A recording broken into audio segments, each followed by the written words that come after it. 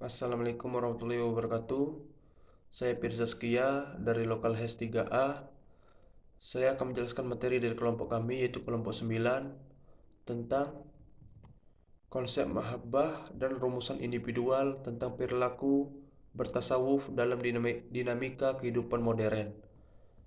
Kelompok kami beranggotakan yang pertama Cecilia Hajriani dan saya sendiri Firza Skia. Kemudian saya akan menjelaskan poin pertama, yaitu poin A, tentang pengertian tujuan dan kedudukan mahabbah. Kata mahabbah berasal dari kata ahabba, yuhibbu, mahabatan, yang secara harfiah berarti mencintai secara mendalam, atau kecintaan atau cinta yang mendalam. Selain itu, al-mahabbah dapat pula berarti kecenderungan kepada sesuatu yang sedang berjalan. Dalam Mujam Al-Falsafi, Jamil Sabila mengatakan, mahabbah adalah lawan dari al-bagh, yakni cinta lawan dari benci. Al-mahabbah dapat pula berarti al-wadud, yakni yang sangat kasih atau penyayang. Selain itu, al-mahabbah dapat pula berarti kecenderungan kepada sesuatu yang sedang berjalan dengan tujuan untuk memperoleh kebutuhan yang bersifat material maupun spiritual, seperti cinta seorang anak pada orang tuanya maupun sebaliknya, seseorang pada sahabatnya, suatu bangsa terhadap pada tanah airnya, atau seorang pekerja kepada pekerjaannya.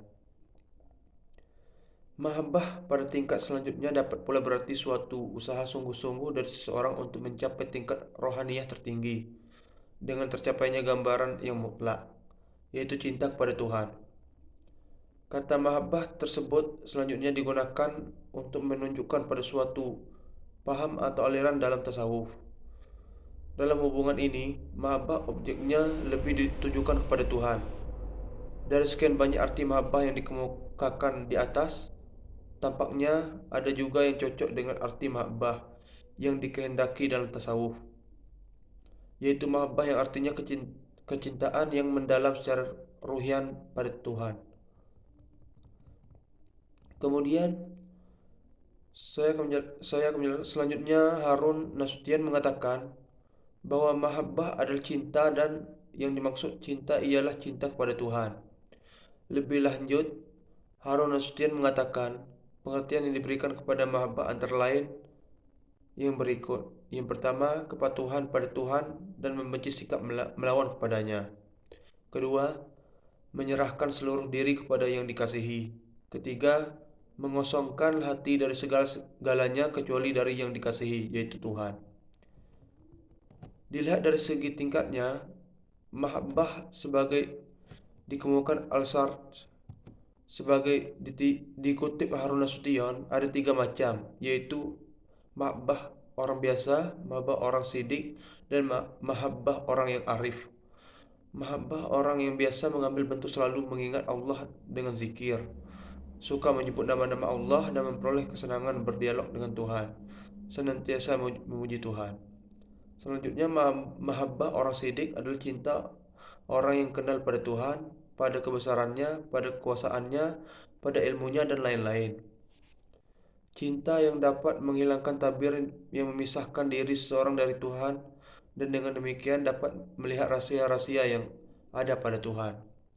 Ia mengadakan dialog dengan Tuhan dan memperoleh kesenangan dari dialog itu. Cinta tingkat kedua ini membuat orangnya sanggup menghilangkan kehendak dan sifat-sifatnya sendiri, sedang hatinya penuh dengan perasaan cinta kepada Tuhan dan selalu rindu padanya. Sedangkan cinta orang yang arif adalah cinta orang yang tahu betul pada Tuhan. Cinta serupa ini timbul karena telah tahu betul pada Tuhan.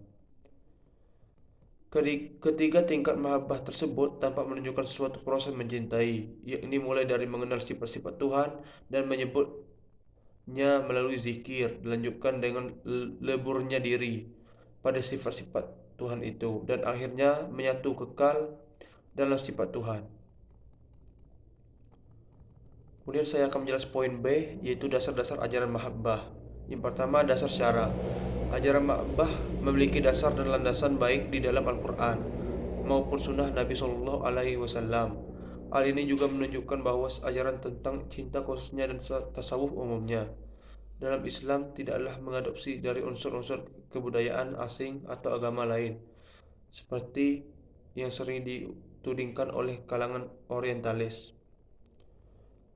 Dalil-dalil dalam Al-Quran misalnya sebagai berikut: Quran surah Al-Baqarah ayat 165, yang kedua Quran surah Al-Maidah ayat 54, ketiga Quran surah Ali Imran ayat 31.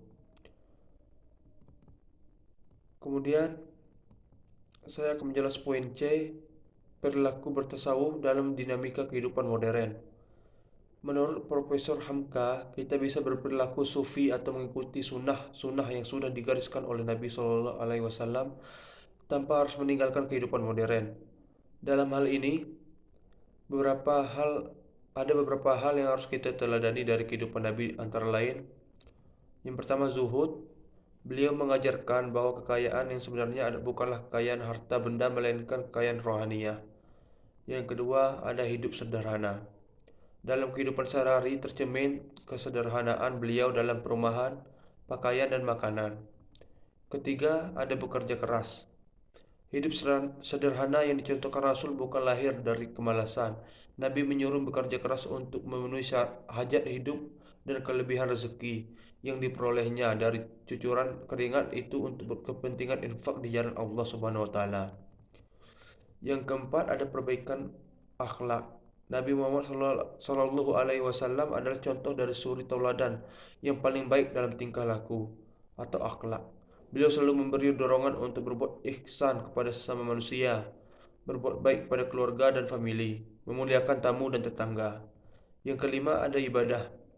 Rasulullah adalah ahli ibadah yang paling mulia, bukan saja dalam ibadah wajib, melainkan juga dalam ibadah sunnah. Sebagian malamnya dihabiskan dalam sholat malam atau tahajud, jarang meninggalkan rawatib, dan setiap waktu selalu dalam zikir dan istighfar. Di antara ajaran tasawuf positif yang dikembangkan dalam kehidupan modern itu adalah memandang zuhud sebagai prinsip tasawuf yang selaras dengan kewajiban zakat. Yang kedua, memahami amal saleh secara luas tanpa membatasi pada amal-amal yang bersifat agamis. Yang poin B, memahami amal saleh secara luas tanpa membatasi pada amal-amal yang bersifat agamis. C. Bekerja keras sebagai salah satu cara dalam menerjemahkan kehendak Allah atau menjemput takdirnya. D. Berusaha mengintegrasi nilai-nilai tasawuf ke dalam dunia modern, seperti ke dalam dunia bisnis, ekonomi, politik, hingga ke dalam teknologi komunikasi. Demikian presentasi dari kelompok kami yang dijelaskan oleh saya. Wassalamualaikum warahmatullahi wabarakatuh.